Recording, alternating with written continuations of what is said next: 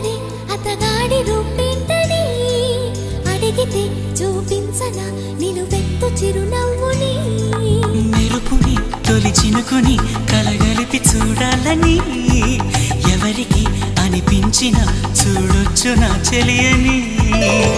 ఇన్నాళ్ళిలా తనొస్తాడని చూడాలట ప్రతి దారిని ఏ తోటలో తనందోనని ఎటు పంపను నా మనసుని